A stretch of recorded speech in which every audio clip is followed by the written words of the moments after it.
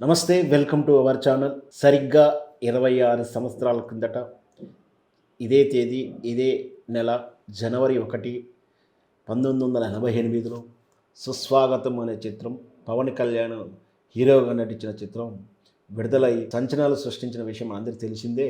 సరిగ్గా 25 సంవత్సరాలు పూర్తి చేసుకున్న సందర్భంగా ఆ చిత్రం తాలూకు విశేషాలని మనం ఒకసారి విశ్లేషించుకుందాం. మనందరికీ తెలుసు, అది పవన్ కళ్యాణ్ కెరీర్లో మొదటి దశలో తనకి ఎట్టునిచ్చింది, సంతృప్తినిచ్చింది, బిజినెస్ మార్కెట్ కూడా క్రియేట్ చేసి పెట్టినటువంటి చిత్రంగా చెప్పవచ్చు. అయితే పవన్ కళ్యాణ్ తన స్వభావమైనటువంటి ఈరోజు చూసినట్టు మాస్ తరహా చిత్రం కాదు.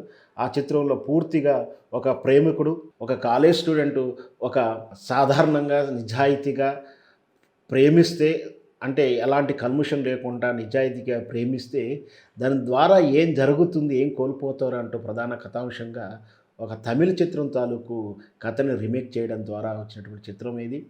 దీనిలో దేవయాని హీరోయిన్గా చేసింది.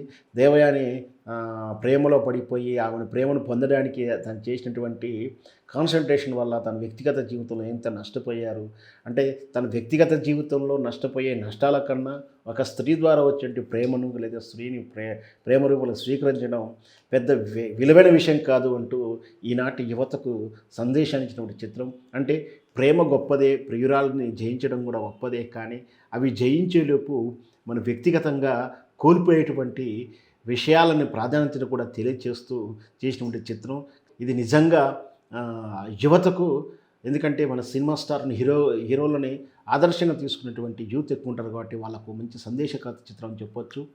ఈ చిత్రానికి దర్శకుడు భీమినేని శ్రీనివాసరావు గారు. ఈ చిత్రం దగ్గర 45 సెంటర్లో 50 రోజులు ఆడింది, మరియు 9 సెంటర్లో 100 డేస్ పూర్తి చేసుకుంది. ఇది అంతా కూడా సినిమా రిలీజ్ తరిగినటువంటి విషయాలు ఇవన్నీ ఇంచుమించు అందరికీ తెలుసు. కానీ తెర వెనుక చిత్రం ప్రారంభానికి ముందు కొన్ని ఆసక్తికరమైన సంఘటనలు జరిగాయి. వాటిని విశ్లేషించుకుందాం.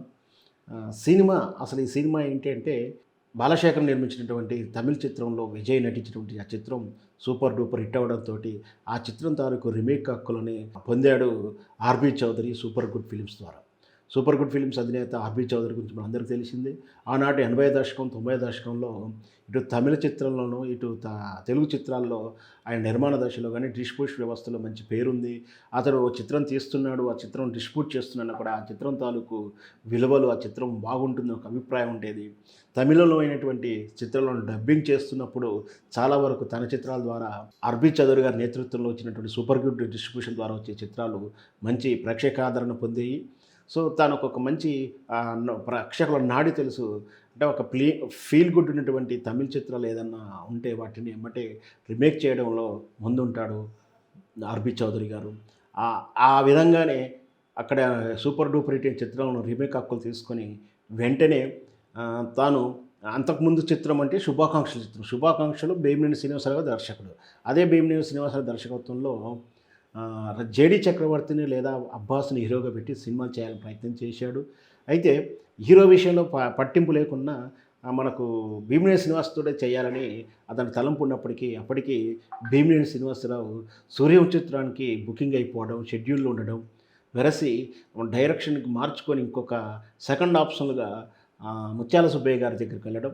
ముత్యాల సుబ్బయ్య గారు అప్పటికే గోకులంలో సీత చిత్రం షెడ్యూల్లో ఉండడం, అక్కడ ముత్యాల సుబ్బయ్య గారి సూచనల మేరకు లేదా అక్కడ ఉన్నటువంటి వాతావరణం వరకు ఇక్కడ ఆర్బీ చౌదరి గారికి పవన్ కళ్యాణ్ గారి టాలెంట్ మీద, పవన్ కళ్యాణ్ ఆ పెర్ఫార్మెన్స్, ఆ చార్మిస్ మీద నమ్మకం ఏర్పడి వెంటనే తన చిత్రంలో పవన్ కళ్యాణ్ హీరోగా చేయించుకోవాలనుకొని వెంటనే పవన్ కళ్యాణ్ సంప్రదించడం, కథ చెప్పడం, వెంటనే చిరంజీవి గారు కూడా కథ చెప్పి ఓకే అనిపించుకోవడంతో ప్రొడక్షన్కి వెళ్ళింది. ప్రొడక్షన్కి వెళ్ళేటప్పుడు భీమినేని శ్రీనివాసరావు మళ్ళీ దర్శకత్వానికి అవకాశం వచ్చింది. ఎందుకంటే సూర్యవంశంలో సగం పూర్తిగా షెడ్యూల్ కంప్లీట్ అయ్యేతో లోపు వెంటనే మళ్ళీ భీమినేని శ్రీనివాసరావు దర్శకత్వంలోనే ఈ చిత్రం పూర్తి చేసుకొని ప్రేక్షకాదరణ పొందింది, సూపర్ డూపర్ హిట్ అయింది.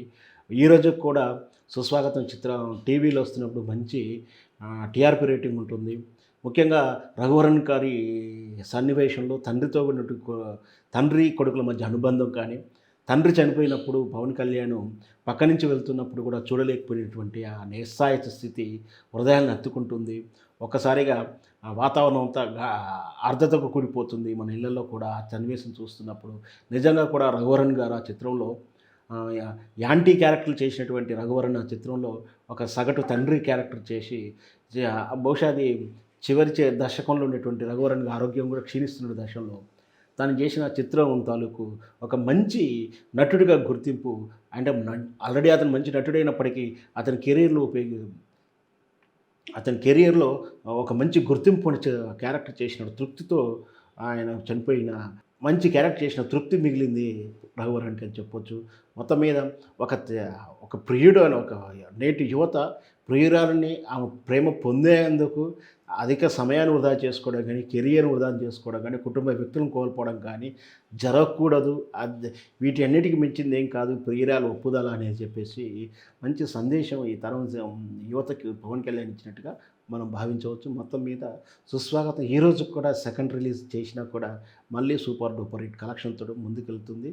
That is subject of Suswagatham and strength of Pawan Kalyan.